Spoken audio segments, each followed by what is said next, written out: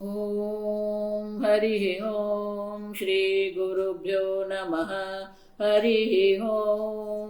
ॐ पार्थाय प्रतिबोधितां भगवता नारायणेन स्वयं व्यासेन ग्रथितां पुराणमुनिना मध्ये महाभारतम् अद्वैतामृतवर्षिणीं भगवतीम् अष्टादशाध्यायिनीम् अम्ब त्वामनुसन्दधामि भगवद्गीते भवद्वेषिणीम्। नमोऽस्तु देव्यासविशालबुद्धे पुल्लारविन्दायतपात्रनेत्र येन त्वया भारततैलपूर्णः प्रज्वालितो ज्ञानमय प्रदीपः प्रपन्नपारिजाताय स्तोत्रवेत्रैकपाणये ज्ञानमुद्राय कृष्णाय गीतामृतदुहे नमः। सर्वोपनिषदो गावः दुग्धा गोपालनन्दनः पार्थो वत्स सुधीर्भोक्ता दुग्धं गीतामृतं महत्। वसुदेवसुतं देवं कंसचाणूरमर्दनं देवकी परमानन्दं कृष्णं वन्दे जगद्गुरुं। भीष्मद्रोणतथा जयद्रथजला गान्धारनीलोत्पला शल्यग्राहवती कृपेण वहने कर्णेन वेलाकुला अश्वत्थामविकर्णघोरमकरा दुर्योधनावर्तिनी सोत्तीर्णा खलु पाण्डवैरणनदी कैवर्तक केशवः पाराशर्यवचः सरोजममलं गीतार्थगन्धोत्कटम् नानाख्यानककेसरं हरिकथा सम्बोधना बोधितम्। लोके सज्जन षट्पदैरहरः पेपीयमानं मुदा भूयाद्भारत पंकजं कलिमल प्रध्वंसिन श्रेयसे। मूकं करोति वाचालं पङ्गुं लङ्घयते गिरिं यत्कृपातमहं वन्दे परमानन्दमाधवम्। यं ब्रह्मा वरुणेन्द्ररुद्रमरुतः स्तुन्वन्ति दिव्यैस्तवैः वेदैः साङ्गपदः क्रमोपनिषदैः गायन्ति यं सामगाः। ध्यानावस्थिततद्गतेन मनसा पश्यन्ति यं योगिनः यस्यान्तन्न विदुः सुरासुरगणाः देवाय तस्मै नमः। ॐ सहना भवतु सहनौ भुनक्तु सह वीर्यं करवावहै तेजस्विनावधीतमस्तु मा विद्विषावहै। ॐ शान्ति शान्ति शान्तिः। ब्राह्मण क्षत्रिय विंशां शूद्राणां च परन्तप ब्राह्मण क्षत्रिय विंशां शूद्राणां च परन्तप कर्माणि प्रविभक्तानि स्वभावप्रभवैर्गुणैः। ભગવાને આગળ કહ્યું યજ્ઞ દાન તપઃ કર્મ પાવનાની મનીષિણામ। यज्ञ दानम तपः न त्याज्यम कार्यमेव तत। આગળ ભગવાન કહી ગયા આપણને કે આ ત્રણ કર્મ દરેક મનુષ્યએ અવશ્ય કરવું જોઈએ, એનો ક્યારેય ત્યાગ નહીં કરવો જોઈએ। રોજ યજ્ઞ થવો જોઈએ, એટલે દેવ દેવતાઓની પૂજા રોજ થવી જોઈએ, રોજ દાન થવું જોઈએ। જો પહેલા બધું હતું જ, આપણું જીવનશૈલી એવી જ હતી। એક રોટલી ગાયને એક રોટલી કૂતરા માટે રોજ સવારે આપણે ચબૂતરો હતો, જો ચબૂતરામાં આપણે પક્ષીઓને દાણ નાખીએ। ગામના પાદરે શું કરવામાં આવે, પેલો હવાડો બનાવવામાં આવે, આવતા જતા જ્યારે પશુઓને ચરવા માટે લઈ જાય, ચરીને પશુ પાછા જ્યારે આવતા હોય તો એ પાણી ત્યાં પી શકે. તો દાન આપણા જીવનમાં સહજ હતું. એ જ રીતે તપશ્ચર્યા, સોમવારનો ઉપવાસ કરીએ, નવરાત્રીનો ઉપવાસ કરીએ, એકાદશીનું મૌન રાખીએ, આ બધી તપશ્ચર્યા. જો 3 વસ્તુ આપણા જીવનમાં વણાયેલી જ હતી. તો બધાએ જ કર્મ કરવું જોઈએ અને કોઈ 3 ગુણોથી મુક્ત નથી. જા સમજો બરાબર. તો કર્મ તો કરવાના જ છે. દરેક વ્યક્તિનું કર્તવ્ય કર્મ છે અને એ કર્તવ્ય કર્મનું પાલન એને અવશ્ય કરવાનું છે. બધાને શું એક લાકડીએ હાંકવાના છે? વૈદિક સંસ્કૃતિની આ વિશેષતા છે, આ દોષ નથી. આ સમજો. 10 કમાન્ડમેન્ટ્સ એક ધર્મગ્રંથ લખી દીધો અને બધા એ ધર્મગ્રંથ પ્રમાણે ચાલવાનું. દરેક મનુષ્યનું વ્યક્તિત્વ અલગ અલગ હોય છે. આગળ ભગવાન કઈ જ ગયા 4થા અધ્યાયમાં, ચાતુર્વર્ણ્યમ મયા સૃષ્ટમ ગુણ કર્મ વિભાગશઃ તસ્ય કર્તારમ. એ કરવા વાળો હું છું. ચાતુર્વર્ણ્યમ, 4 વર્ણ. પણ એ 4 વર્ણ જે છે એ 4 વર્ણ કોને આધારે નક્કી કરે? ગુણ કર્મ વિભાગશઃ. જાવ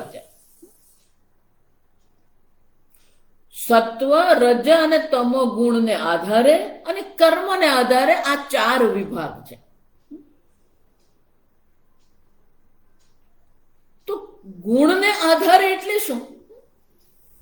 એટલે શંકરાચાર્યજી ત્યાં વિસ્તૃત ભાષ્ય લખ્યું, આપણે પણ જોયું કે 3 ગુણ છે અને દરેક વ્યક્તિમાં આ 3 ગુણ રહેલા જ છે. એ ભગવાને કીધું એ ભીહી ત્રિભીહી ન મુક્તમ સત્વમ. આ જગતની જડ ચેતન કોઈ પણ વસ્તુ આ 3 ગુણોથી મુક્ત નથી. પણ આ 3 ગુણો જે છે એ 3 ગુણો જે છે એને માત્રામાં વધઘટ હોઈ શકે. કેમ? કે આપણે આગળ જોઈ ગયા, ક્યારેક સત્વ પ્રધાન હોય અને રજોગુણ અને તમો ગુણ ગૌણ હોય. એટલે સત્વ, રજ અને તમો ગુણ જે છે એ 3 ગુણને આધારે જ આપણે નક્કી કરી શકીએ આ કોણનું વર્ણ કયું છે. અને એટલે અહીંયા તમે જુઓ 4થા પાદમાં શું કે સ્વભાવ પ્રભવૈ ગુણૈ. સ્વભાવ સંસ્કારના પ્રભાવથી જ ઉત્પન્ન થયેલા જે ગુણો જે છે એ ગુણો દ્વારા આ વિભાગ કર્માણી પ્રવિભક્તાની. દરેક મનુષ્યનો એક વિશેષ ગુણ છે. એ ગુણને આધારે જ આ કર્મને વિભાજિત કરવામાં આવે છે. કર્માણી પ્રવિભક્તાની. જો આ સમજો વાક્ય બરાબર. કર્મનું વિભાજન જે કરવામાં આવ્યું છે એ કોને આધારે કરવામાં આવ્યું છે? ગુણને આધારે. પોતાના પૂર્વજન્મના સંસ્કાર સ્વભાવ જે છે એ સ્વભાવથી ઉત્પન્ન થયેલો જે ગુણ જે છે એ ગુણોને આધારે આ કર્મના વિભાજન કરવામાં આવે. જો આગળ આપણે જોઈ ગયા, આહારમાં પણ આપણે જોયું સ્નિગ્ધ, મધુર. તો આ બધા આહાર સાત્વિક નથી. સાત્વિક લોકોને આવા પ્રકારનો આહાર પસંદ છે. આ સમજો, આજકાલના જે બધા યોગાની જે બધી વાતો કરે, આ સાત્વિક આહાર, રાજસિક નહીં. રાજસિક લોકોને કેવા પ્રકારનો આહાર ગમે છે? અતિ લવણ, અતિ ઉષ્ણ, અતિ તીક્ષ્ણ. એ જ રીતે તામસિક લોકોને કયા પ્રકારનું ભોજન ગમે છે? એ ભોજન તામસિક નથી. તામસિક લોકોને આહાર સાત્વિક પ્રિયા. ભગવાન શું કીધું? આવો આહાર સાત્વિક લોકોને પ્રિય છે. પણ લોકો મન ભાવે એવા અર્થ કરતા હોય. એ જ રીતે અહીંયા પણ આ મુશ્કેલી. કેમ? લોકોમાં વિભાગ કરી નહીં, કર્માણી પ્રવિભક્તાની. આ કર્મનું વિભાજન કરવાનું. કર્મોનું જે વિભાજન કરવામાં આવ્યું છે એ કર્મનું વિભાજનનું કારણ શું છે? સ્વભાવ પ્રભવૈ ગુણૈ. તો 3 પ્રકારના ગુણ છે અને 3 ગુણનો જે છે એનો પ્રધાનતા ગૌણતાની, ગૌણ અને પ્રધાનની દ્રષ્ટિએ જ એમાં 3 આપણને 6 વિભાગ મળે. જો સમજો, ગણિતની દ્રષ્ટિએ વિચારીએ તો સત્વ, રજ અને તમ જે છે એને આપણે 6 પ્રકારથી એનું સંમિશ્રણ, આપણે પરમિટેશન, કોમ્બિનેશન અંગ્રેજી સંમિશ્રણ, સત્વ, રજ, તમ 3 ગુણ છે. એ 3 ગુણો 6 પ્રકારનું સંમિશ્રણ આપણે બનાવી શકીએ. એકમાં સત્વ પહેલા સ્થાન પર છે, એટલે કે સત્વ પ્રધાન છે, મુખ્ય છે, સત્વ પ્રધાન છે. અને એ સત્વને કોના આધાર છે? રજોગુણનો આધાર છે. અને ત્રીજા સ્થાન પર તમો ગુણ છે. આ એક સંમિશ્રણ થયું, સત્વ, રજ, તમ.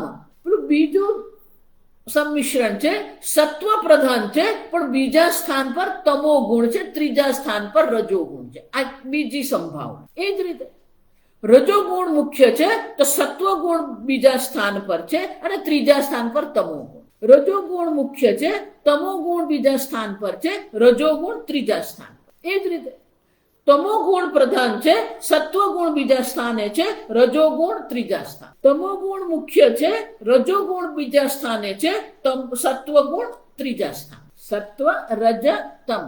સત્વ S, રજ R અને તમસ T, SRT.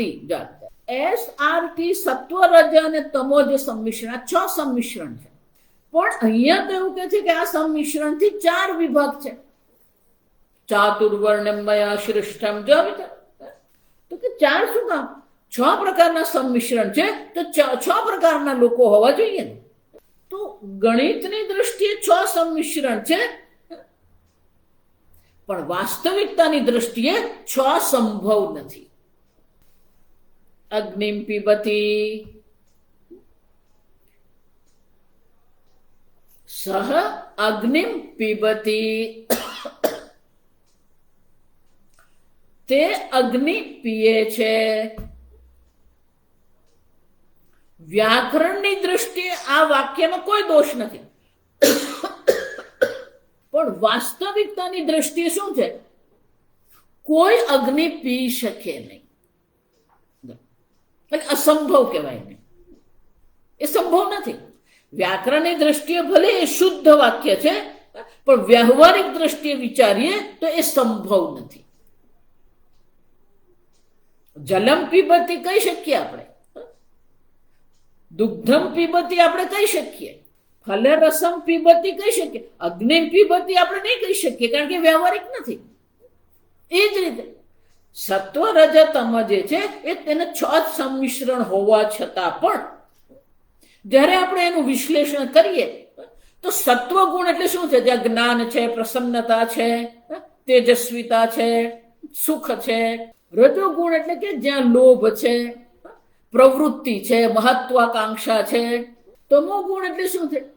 ગઈકાલે જ આપણે જોયું, નિદ્રા, આલસ્ય, પ્રમાદ, મોહ. હવે સત્વગુણ જ્યારે પ્રધાન હોય, મુખ્ય હોય, ત્યારે એના પછી રજોગુણ આવી શકે પણ એના પછી તમો ગુણ હોઈ શકે. જ્યાં સત્વગુણ હોય ત્યાં બીજા સ્થાન પર સુખ છે, શાંતિ છે, પ્રસન્નતા છે, જ્ઞાન છે, વિવેક છે, ત્યાં એના બીજા સ્થાન પર પેલું નિદ્રા, આલસ્ય, પ્રમાદ રહી શકે? નહીં રહી શકે. સત્વગુણની પ્રધાનતા હોય તો એના પછી તમો ગુણની સંભાવના નથી. અને એટલા માટે આ સંમિશ્રણમાં બીજું જે સંમિશ્રણ છે, સત્વ, તમો અને રજ છે, એ સંભવ નથી. વ્યવહારિક રીતે એ સંભવ નથી. સમજો, એટલે સત્વગુણની પ્રધાનતામાં એક જ શક્ય છે, સત્વ, રજ અને તમ. રજોગુણ મધ્યમાં છે. જો સમજો, એટલે રજોગુણની પ્રધાનતા હોય ત્યારે બીજા સ્થાન પર સત્વ શક્ય છે અને ત્રીજા સ્થાન પર તમો ગુણ પણ શક્ય છે. એ જ રીતે રજોગુણ મધ્યમાં હોવાથી રજોગુણની પ્રધાનતા હોય તો એના પછીના તમો ગુણને પણ બીજા સ્થાન પર હોઈ શકે અને ત્રીજા સ્થાન પર સત્વ હોઈ શકે. અને એટલા માટે રજ, સત્વ, તમ, રજ, તમ, સત્વ, RST, RTS. એ સંભવ છે, બંને સંભવ છે. રજોગુણના જે બે આપણે જે જોયા સંમિશ્રણ, એ બંને વ્યવહારિક રીતે સંભવ છે. ત્રીજા તમોગુણના જે બે સંમિશ્રણ જોયા, તમોગુણની પ્રધાનતા હોય તો એના પછી સત્વગુણ બીજા સ્થાન પર રહી શકે નહીં, અને એટલા માટે જે પાંચમું સંમિશ્રણ તમોગુણ, સત્વગુણ અને રજોગુણ છે એ અશક્ય છે. પણ તમોગુણ પછી રજોગુણ હોઈ શકે અને ત્રીજા સ્થાન પર સત્વ હોઈ શકે. આમ સંમિશ્રણ આપણે જે ગણીએ છીએ એમાં બીજું અને પાંચમું સંમિશ્રણ શક્ય નથી, અને એટલા માટે આ ચાર સંમિશ્રણ જ વ્યવહારિક રીતે સંભવ છે. સત્વ રજતમ, રજસત્વ તમ, રજતમ સત્વ, તમ રજસ. અને એટલા માટે આ ચાર પ્રકારના સંમિશ્રણ જે છે, એક સત્વ પ્રધાન છે, બીજો રજો પ્રધાન છે જેને સત્વ ગુણનો ટેકો છે, રજો પ્રધાન છે પણ તમો ગુણનો ટેકો છે, બીજા સ્થાન પર તમો ગુણ, અને બીજો તમઃ પ્રધાન છે. આમ આ ગુણના ચાર વિભાગ છે. ગુણ કર્મશઃ ચાતુર્વર્ણ્યમ મયા સૃષ્ટમ. ભગવાન કહે છે ગુણને આધારે મેં ચાર પ્રકારના વર્ણની વ્યવસ્થા કરી છે. વર્ણ વ્યવસ્થા જે સત્વ પ્રધાન છે, જો સમજો બરાબર, સત્વ પ્રધાન છે એને બ્રાહ્મણ કહેવાય. બ્રાહ્મણ સાત્વિક છે એમ નહીં, જે સત્વ પ્રધાન છે એ બ્રાહ્મણ કહેવાય. જો બધે ઊંધું કરીએ ને એટલે પછી આ સમાજમાં એટલી બધી ગેરસમજ ચાલે. રજો પ્રધાન છે પણ એની પાછળ સત્વ પ્રધાન છે તો એને ક્ષત્રિય કહેવામાં આવે. રજો ગુણની પ્રધાનતા છે અને બીજા સ્થાન પર તમો ગુણ છે તો એને વૈશ્ય કહેવામાં આવે. તમો ગુણની પ્રધાનતા જેનામાં છે એને શૂદ્ર કહેવામાં આવે. તો શૂદ્ર તામસિક નથી, જે તામસિક છે એને શૂદ્ર. હવે ભગવાને આગળ શું કીધું? ગુણ કર્મશઃ.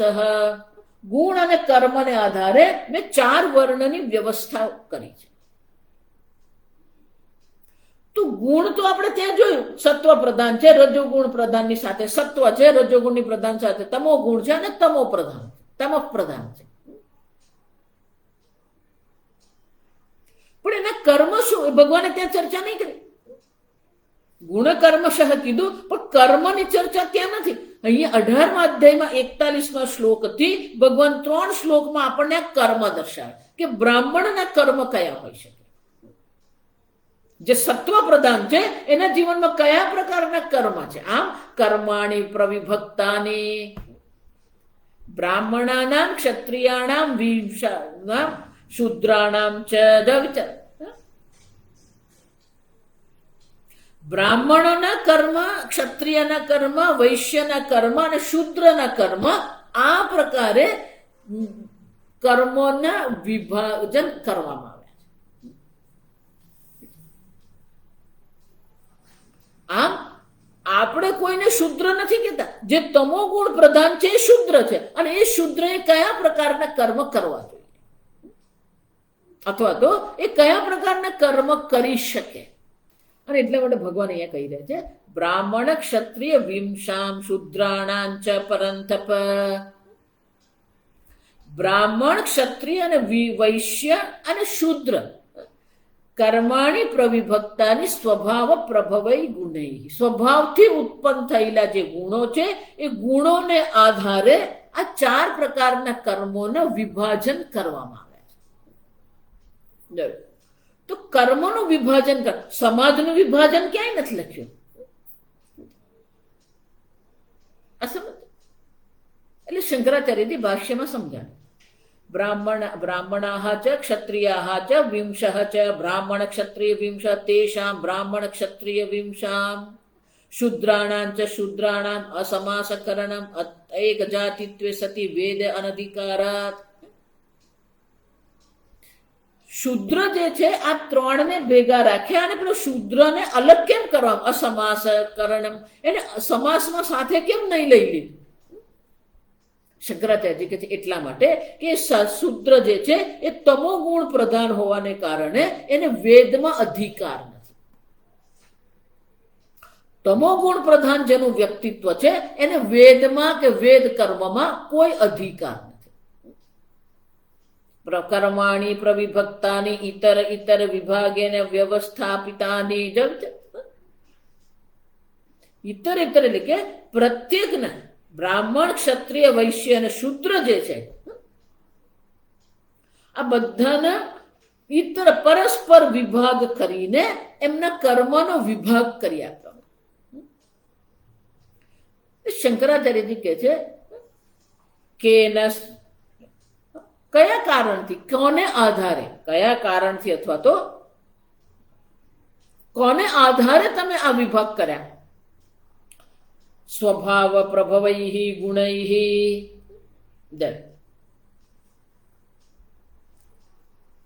સ્વભાવ પ્રભવૈ ગુણૈ સ્વભાવ પ્રભાવ સ્વભાવ પ્રભવ આ શબ્દ જે છે શંકરાચાર્યના 3 અર્થો આપે છે. સ્વભાવ પ્રભવ કોને કહેવામાં આવે? શંકરાચાર્ય કહે છે સ્વભાવ ઈશ્વરસ્ય પ્રકૃતિ. ઈશ્વરની પ્રકૃતિને આપણે સ્વભાવ કહીએ. જો આપણે કહીએ દરેક માણસની એક પ્રકૃતિ હોય, આપણે કહીએ જો ગુજરાતીમાં બહુ સહજ છે, આ એનો સ્વભાવ છે, આ એની પ્રકૃતિ છે, એની પ્રકૃતિ જ એવી છે. જો આપણે વ્યવહારમાં શબ્દ પ્રયોગ કરીએ છીએ અને પ્રકૃતિ ઈશ્વરની જે પ્રકૃતિ છે કેવી છે? ત્રિગુણાત્મિકા પ્રકૃતિ માયા સા પ્રભવ યેષામ ગુણાનામ. ઈશ્વરની ત્રિગુણાત્મિકા માયા જે છે પ્રભવ સા પ્રભવ યેષામ, જે ગુણોના ઉત્પત્તિ માટે આ ઈશ્વરની પ્રકૃતિ શું છે? કારણ છે. પ્રભાવ એટલે કારણ, ઉત્પત્તિનું કારણ. સત્વ પ્રધાનતા, રજો પ્રધાનતા કહીએ કે તમો પ્રધાનતા આપણે જે કહીએ, આ જે પ્રકૃતિ જે છે ત્રિગુણાત્મિકા પ્રકૃતિ જે છે એ આ પ્રકારથી શું કરે છે? સા પ્રભવ યેષામ ગુણાનામ તે સ્વભાવ પ્રભવાહ ગુણાહ.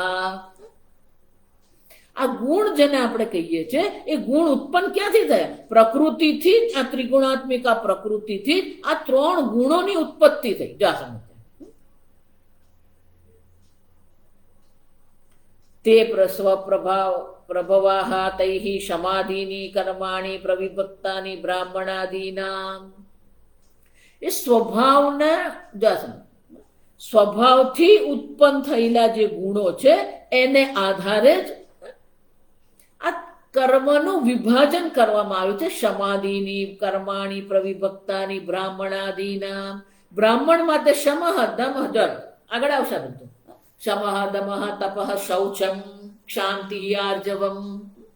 આ બધા ગુણ જે છે એ બ્રાહ્મણના ગુણ છે, કર્મ છે. શંકરાચાર્યજી કહે છે સ્વભાવ પ્રભવ શબ્દ જે છે એનો બીજો અર્થ પણ કરી શકીએ. અથવા બ્રાહ્મણ સ્વભાવસ્ય સત્વગુણ પ્રભવ કારણમ. ઈશ્વરની પ્રકૃતિ જે છે એ ત્રિગુણાત્મિકા પ્રકૃતિ જે છે, જે આ ગુણો માટેને શું છે? સ્વભાવ પ્રભવ એનું કારણ છે. શંકરાચાર્યજી કહે છે આ સ્વભાવનો અર્થ જેમ પ્રકૃતિ આપણે અહીંયા કર્યો એ જ રીતે સ્વભાવનો અર્થ શું થઈ ગયા? બ્રાહ્મણ સ્વભાવસ્ય સત્વગુણસ્ય પ્રભવ કારણમ. જેનો બ્રાહ્મણ સ્વભાવ છે.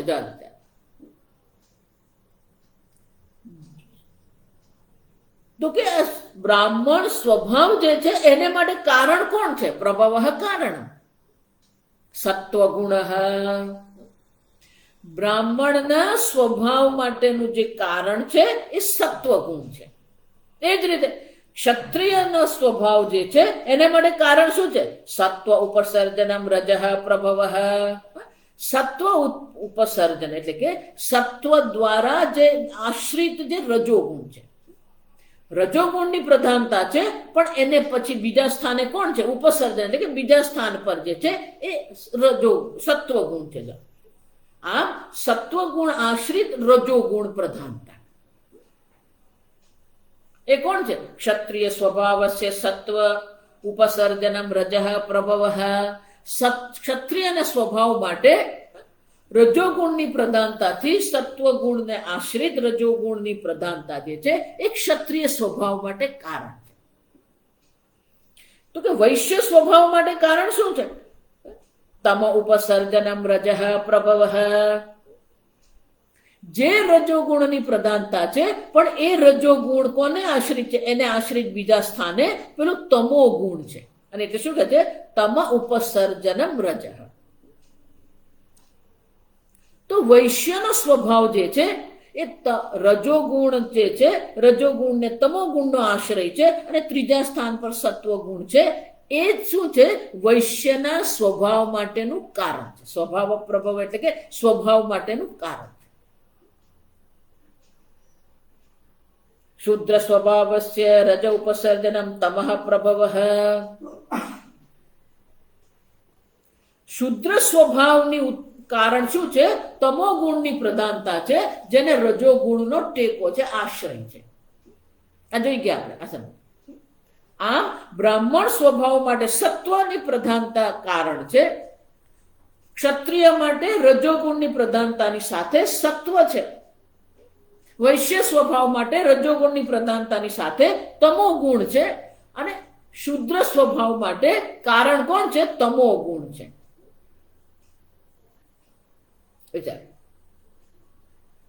તો કે સ્વભાવ એટલે શું? એટલે શંકરાચાર્યજી એક એક શબ્દમાં બ્રાહ્મણ સ્વભાવ કેવો હોય, ક્ષત્રિય સ્વભાવ કોને કહેવાય? પ્રશાંત. બ્રાહ્મણનો સ્વભાવ છે પ્રશાંત.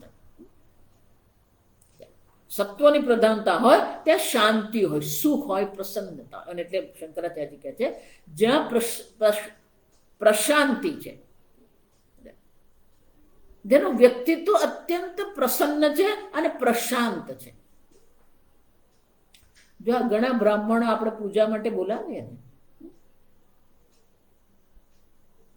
તો ક્યાંક ને ક્યાંક આપણાથી કઈ ભૂલચૂક થઈ જાય. પણ જે ખરેખર બ્રાહ્મણો છે ને, એ ગુસ્સો નહીં કરે, ક્રોધ નહીં કરે. એ તરત શું કહે?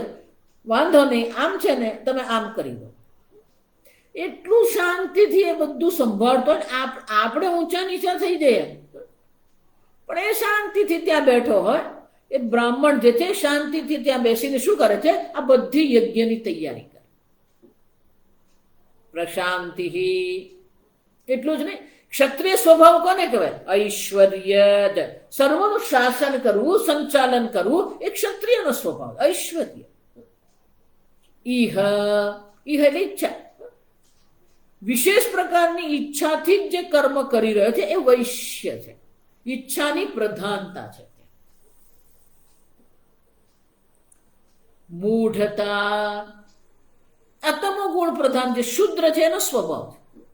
આમ બ્રાહ્મણનો સ્વભાવ છે પ્રશાંતિ, ક્ષત્રિયનો સ્વભાવ છે ઐશ્વર્ય, વૈશ્યનો સ્વભાવ છે ઈચ્છા, અને શુદ્રનો સ્વભાવ છે મૂઢતા. અને એટલે શંકરાચાર્યજી લખે છે પ્રશાંત, ઐશ્વર્ય, ઈહ, મૂઢતા, સ્વભાવ દર્શના ચતુર્ણા. આ ચાર પ્રકાર જે છે, આગળ જે ચાર વર્ણનું વર્ણન કરવામાં આવ્યું, એ ચાર વર્ણોમાં આ ચાર પ્રકારના સ્વભાવ આપણને જોવા મળે છે. આમ સ્વભાવ પ્રભવ એટલે કે બ્રાહ્મણ સ્વભાવથી જે કર્મ થાય છે, તો ભલે સંમિશ્રણ 6 છે, પણ જે થાય શું છે? 4 જ છે. અને શંકરાચાર્યજી કહે છે આ પ્રકારથી અલગ અલગ સ્વભાવ જે છે એ 4 પ્રકારના 4 વર્ણોને આધારે જ. અથવા જન્માંતરકૃત સંસ્કાર પ્રાણીના વર્તમાન જન્મની સ્વકાર્ય અભિમુખત્વેન અભિવ્યક્ત સ્વભાવ.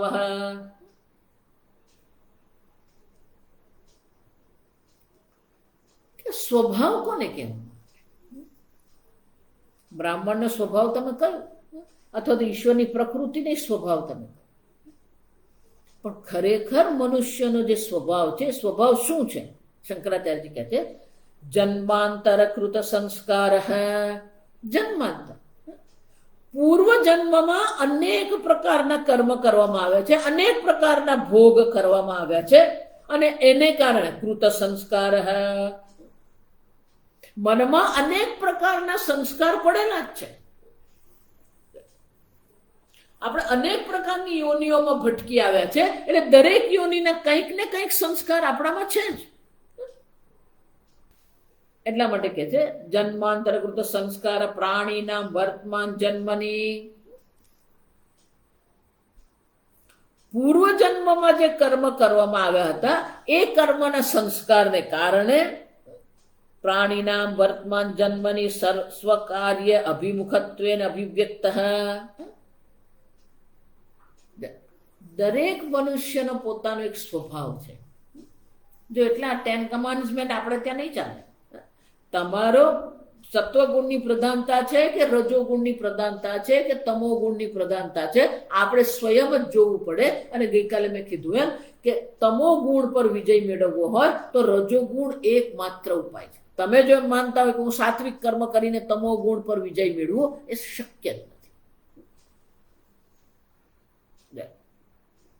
અને એટલે શંકરાચાર્યજી કહે છે પૂર્વ જન્મમાં જે આપણે કર્મ કરેલા છે, ભોગ કરેલા છે, જે અનુભવો કર્યા છે, એ અનુભવો સંસ્કાર રૂપે આપણા વર્તમાન જીવનમાં આવે છે. પ્રાણીના વર્તમાન જન્મની સ્વકાર્ય અભિમુખત્વે.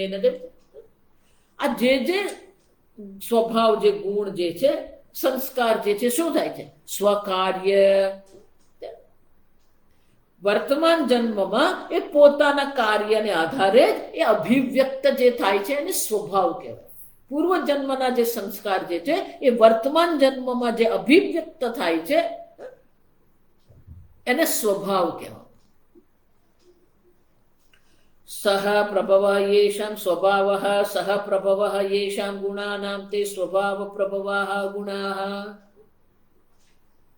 તો કે આ ગુણો જે છે એ ગુણોની ઉત્પત્તિ માટે કારણ શું છે? આ તમારા સંસ્કાર જ છે. વર્તમાન જન્મની એટલે કે વર્તમાન જન્મમાં આ બધા જે છે પોતાના કાર્ય દ્વારા અભિવ્યક્ત થાય છે.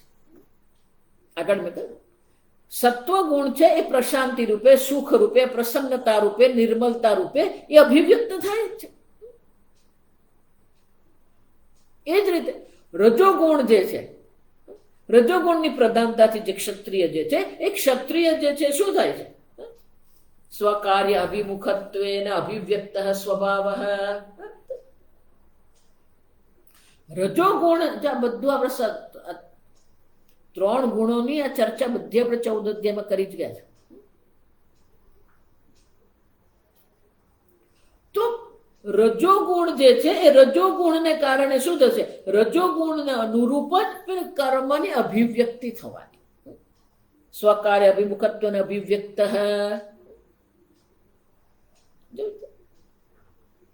સહ પ્રભવ યેષામ ગુણાનામ તે સ્વભાવ પ્રભવાહ ગુણાહ. આપણા પૂર્વ જન્મના જે સંસ્કાર છે એ જ આપણો સ્વભાવ બનાવે છે. એ સ્વભાવને કારણે જે કર્મ ઉત્પન્ન થાય છે, જે ગુણો ઉત્પન્ન થાય છે એને સ્વભાવ પ્રભવાહ ગુણાહ એવું કહેવાય. સ્વભાવનો અર્થ માયા પ્રકૃતિ પણ થઈ શકે, સ્વભાવનો અર્થ બ્રાહ્મણ સ્વભાવ, ક્ષત્રિય સ્વભાવ પણ થઈ શકે. સ્વભાવનો અર્થ પૂર્વ જન્મમાં આપણે જે કર્મ અને ભોગ કરેલા છે, આ જન્મમાં એ શું થઈ છે? અભિમુખત્વેના. એ મનુષ્યને એ પ્રકારે જ લઈ જાય. જેવા આપણે મનની પરિસ્થિતિ છે એવા લોકો સાથે જ આપણને બને. એનાથી ઉપલી કક્ષાના હોય કે એનાથી નીચી કક્ષાના હોય, આપણને એમાં કઈ મેળ નહીં પડે. ગુણો જે છે એ સ્વભાવને કારણે ઉત્પન્ન થયેલા ગુણ. ગુણ પ્રાદુર્ભાવસ્ય નિષ્કારણત્વ અનુપપત્તેઃ સ્વભાવઃ કારણમિતિ કારણ વિશેષ ઉપાદાનમ. તો કે આ ગુણોની જે ઉત્પત્તિ છે, સ્વભાવ પ્રભવૈ ગુણ એટલે કે સ્વભાવથી ઉત્પન્ન થયેલા જે આ ગુણો જે છે, ગુણ પ્રાદુર્ભાવસ્ય નિષ્કારણત્વાનુપપત્તેઃ સ્વભાવઃ કારણમિતિ. ગુણનો પ્રભાવ જ્યાં સુધી એટલે કે ગુણની ઉત્પત્તિ પ્રાદુર્ભાવ એટલે ગુણ જ્યાં સુધી પ્રગટ થતો નથી, નિષ્કારણત્વાનુપપત્તેઃ કોઈ પણ સ્વભાવ જે છે, કોઈ પણ ગુણ જે છે શું થાય છે? એ પ્રગટ થાય છે. જો આ સમજો, નિષ્કારણ અનુપપત્તિ એ નિષ્કારણ છે એવું તમે કહી શકો જ ને, એની પાછળ કારણ રહેલું જ છે. અને એ કારણને કારણે શું થાય? સ્વભાવ કારણમિતિ કારણ વિશેષ ઉપાદાનમ. જો આ સમજો, વેદાંતનો મુખ્ય જે ચર્ચા જે છે ને એ બે જ છે. પહેલો તો સાંખ્ય યોગ છે, જ્ઞાન યોગ છે. અહીંયા આવશે જ્ઞાન યોગ શબ્દ. બીજું, આપણને સૂઝતું નથી કે આપણે શું કરવું જોઈએ, તો પછી વડીલોને આપણે પૂછીએ. જો પહેલા ચાલતું તો નહીં સમજ પડે તો માતા પિતાને આપણે પૂછી લઈએ. કારણ કે ગુણોનો જે પ્રભાવ જે છે એ કોઈ પણ વિના કારણ સંભવ જ નથી. ગુણોની પાછળ કોઈને કોઈ કારણ રહેલું જ છે, નિષ્કારણ નથી. જો આ સમજ. અને પ્રત્યેક જે ગુણનો પ્રભાવ જે છે, ગુણોની ઉત્પત્તિ જે છે, એ પ્રત્યેકનો અનુભવ પણ આપણે કરીએ છીએ. અને એટલે શંકરાચાર્ય કહે છે સ્વભાવ કારણમિતિ કારણ વિશેષ ઉપાદાનમ. આ કારણ વિશેષ જે છે એ વિશેષનું કારણ શું છે એનું પ્રતિપાદન કરવા માટે ભગવાન કહે છે સ્વભાવ પ્રભવૈ ગુણૈ.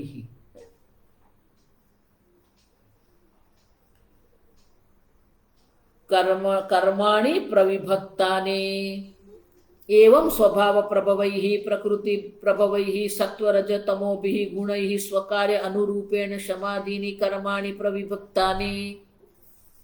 શંકરાચાર્ય કહે છે આ પ્રકારથી સ્વભાવથી અથવા તો ત્રિગુણાત્મિકા માયાથી જે ઉત્પન્ન થયેલું છે, તો એ જે તો ત્રિગુણાત્મિકા માયા છે, ત્રિગુણાત્મિકા માયાને કારણે શું થવાનું? આ ગુણો છે. એવં સ્વભાવ પ્રભવ પ્રકૃતિ સ્વભાવૈ પ્રકૃતિ પ્રભવૈ પ્રકૃતિથી જે ઉત્પન્ન થયેલા રજોગુણ તમોગુણ સત્વ રજ તમો ગુણ જે છે એ શું થાય છે? સ્વકાર્ય અનુરૂપેણ સમાધિની કર્માણી પ્રવિભક્તાની. દરેક ગુણના સ્વભાવ કાર્યને અનુરૂપ જ આ કર્મનું વિભાજન કરવામાં આવે. એનો અર્થ શું થયો? સત્વ પ્રધાન જે છે એ બ્રાહ્મણ છે, પણ ધારો કે સત્વ પ્રધાનતા આપણામાં નથી, તો ધીરે ધીરે આપણે પણ સત્વ પ્રધાન બની શકીએ. આ વિચાર ના રે હું તો તામસિક છું, મને તો કઈ ખબર પડે જ નહીં, પણ બેસી પડે.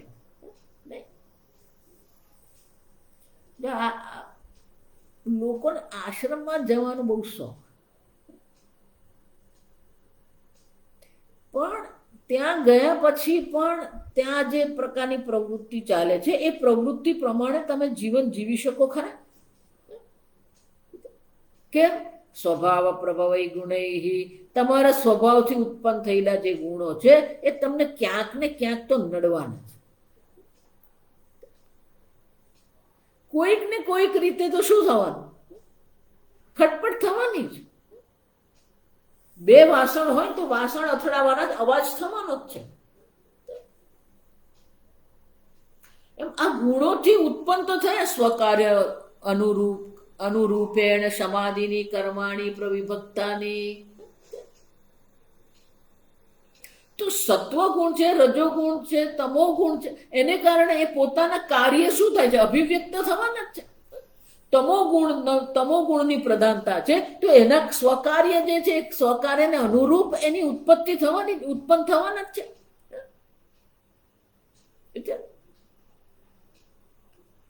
અને એને આધારે શું છે? કર્માણી પ્રવિભક્તાની સમજાય છે.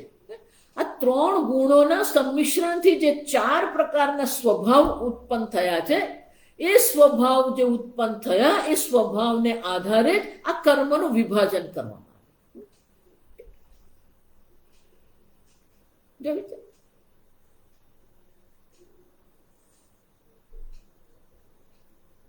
એટલે પેલો એક પ્રશ્ન ઉઠાય, નહીં, આ તમે ગડબડ કરી. કેમ? નનુ શાસ્ત્ર પ્રવિભક્તાની શાસ્ત્રના વિહિતાની બ્રાહ્મણાદીનામ સમાધિની કર્માણી કથમ ઉચ્યતે સત્વાદી ગુણ પ્રવિભક્તાની. તમે એવું કેમ કહો છો કે સત્વ ગુણ જે છે એ સત્વ ગુણને આધારે, સત્વાદી ગુણોને આધારે આ કર્મનું વિભાજન કરવામાં આવ્યું છે? ખરેખર કર્મનું વિધાન કરનાર તો કોણ છે? શાસ્ત્ર છે. તમે જ કહો છો કે શાસ્ત્ર આપણને કર્મનું વિધાન કરે છે, તો શાસ્ત્ર વિધાનથી કર્મ છે. શાસ્ત્ર પ્રવિભક્તાની શાસ્ત્રેણ વિહિતાની, શાસ્ત્ર દ્વારા આ કર્મનું વિભાજન કરવામાં આવ્યું છે. શાસ્ત્ર દ્વારા બ્રાહ્મણોને આ પ્રકારના કર્મ કરવા જોઈએ એવું વિધાન કરવામાં આવ્યું છે. બ્રાહ્મણોએ સમાધિના કર્મ કરવા જોઈએ, ક્ષત્રિય આ પ્રકારના કર્મ કરવા જોઈએ, એ શાસ્ત્ર દ્વારા એનું વિધાન કરવામાં આવે છે. પછી તમે શું કામ કહો છો સત્વાદી ગુણ પ્રવિભક્તાની? સત્વાદી ગુણને આધારે આ વિભાજન કરવામાં આવ્યું છે એવું તમે શું કામ કહો છો? ખરેખર તો શાસ્ત્ર દ્વારા જ આ વિભાજન કરવામાં આવે. શાસ્ત્રમાં જ બ્રાહ્મણના કર્મ શું છે, ક્ષત્રિયના કર્મ શું છે, તો શાસ્ત્ર દ્વારા કર્મનો આદેશ કરવામાં આવે છે, વિધાન કરવામાં આવ્યું છે. પછી તમે સત્વ ગુણાદિ શું કામ કહો છો? શંકરાચાર્ય કહે છે ના એષ દોષ. કેમ? શાસ્ત્રેણ અપી, શાસ્ત્ર દ્વારા પણ જે કર્મનો વિભાગ કરવામાં આવે છે એનો આધાર શું છે?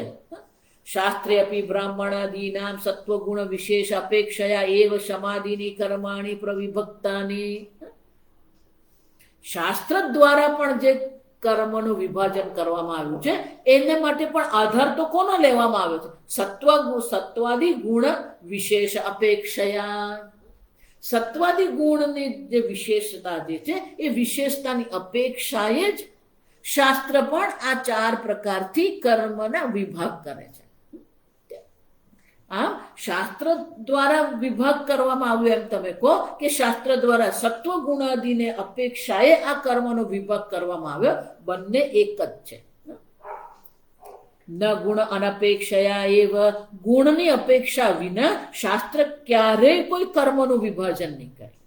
ઇતિ શાસ્ત્ર પ્રવિભક્તાની અપી કર્માણી ગુણ પ્રવિભક્તાની ઇતિ ઉચ્યન્તે. શંકરાચાર્ય કહે છે શાસ્ત્ર દ્વારા જે કર્મનું વિભાજન કરવામાં આવ્યું છે એ ખરેખર તો ગુણને આધારે જ છે, અને એટલા માટે શાસ્ત્ર દ્વારા વિભાજિત કર્મો જે છે એ ખરેખર ગુણ પ્રવિભક્તાની, ગુણને આધારે જ એનું વિભાજન કરવામાં આવે. આમ ભગવાન 41મા શ્લોકમાં આપણને કહે છે કે આ પ્રકારે ગુણને આધારે ત્રિગુણાત્મિકા માયા પૂર્વજન્મના સંસ્કારને આધારે આ ગુણો ઉત્પન્ન થયા જે છે એ ગુણને અનુરૂપ જ કર્મનું વિભાજન કરવામાં આવે છે. ક્યાંય શાસ્ત્રમાં જાતિવાદ છે જ નહીં. તમારો સ્વભાવ કેવો છે ને તમારા સ્વભાવ પ્રમાણે તમારે કર્મ કરવું જોઈએ. જો તમારા સ્વભાવ પ્રમાણે તમે કર્મ નહીં કરશો તો નુકસાન તમને જ છે. આગળ કે છે ભગવાન સ્વધર્મ નિધનમ શ્રેય પરધર્મો ભયાવહ. જો તમારા સ્વભાવને અનુરૂપ તમે કર્મ નહીં કરશો તો એ કર્મ જે કરી રહ્યા છો એ ક્યારેય તમારું કલ્યાણ નહીં કરે. જે આપણે ગુજરાતીમાં એવું કહીએ, લાંબો સાથે ટૂંકો જાય, મરે નહીં તો માંદો થાય. પેલો સત્વ પ્રધાન છે એ ઉપવાસ પણ કરે, મૌન પણ રાખે, એકાંતમાં પણ રહી શકે, કારણ કે એનો સ્વભાવ છે. પેલો તમો ગુણ પ્રધાન વિચાર કરે હું પણ એવું કરીશ, હું મૌન ધારણ કરી દઉં. પછી એના જીવનમાં જે વક્રતા આવે ને આ સમજો. આજકાલ જે સાધુઓના જીવનમાં આપણને વક્રતા દેખાય છે, કેમ? કારણ કે સ્વભાવને અનુરૂપ કર્મ નથી. અને તમારો સ્વભાવ તમને છોડે નહીં, આ સમજો. આપણો જે સ્વભાવ છે એ સ્વભાવ આપણને ક્યારેય નહીં છોડે.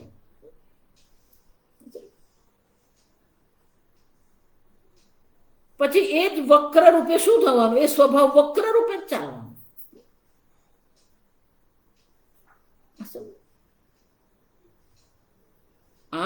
આપણે આપણો સ્વભાવ શું છે એને આધારે જ આપણે ચાલવાનું. અને બધાને જ પોતાનો એવું કોઈ વ્યક્તિ જ નથી જેને ખબર જ નથી કે મારો સ્વભાવ કેવો છે. પણ એનો અર્થ એવો નથી કે હું તમો ગુણ પ્રધાન છે એટલે હું તો આમ બેસી જ રહીશ. નહીં. ગઈકાલે મેં કહ્યું તમો ગુણની પ્રધાનતા છે તો શું કરવાનું છે? હવે પેલો રજો ગુણની પ્રધાનતા લાવવી પડે. આપણે આગળ વધવાનું છે. હું તો શુદ્ર છું, હું તો તામસિક છું, તો બેસી રહેવાનું તામસિક? શાસ્ત્ર એવું નથી કીધું કે આ જ કર્મ તમારે કરવાના છે,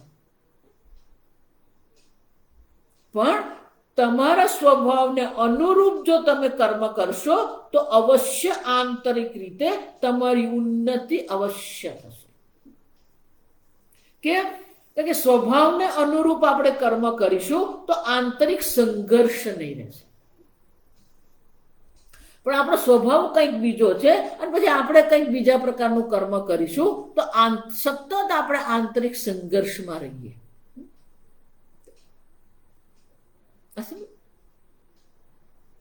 તો નુકસાન આપણને જ છે. પણ શુદ્ર જો પોતાના શુદ્ર કર્મ કરતો રહેશે તો ધીરે ધીરે એના સ્વકર્મના પાલનને કારણે, સ્વકર્મના અનુષ્ઠાનને કારણે ધીરે ધીરે એમાં રજોગુણની પ્રધાનતા આવશે. પણ ક્યારે આવશે? પોતાના સ્વભાવને અનુરૂપ કર્મ કરશો તો.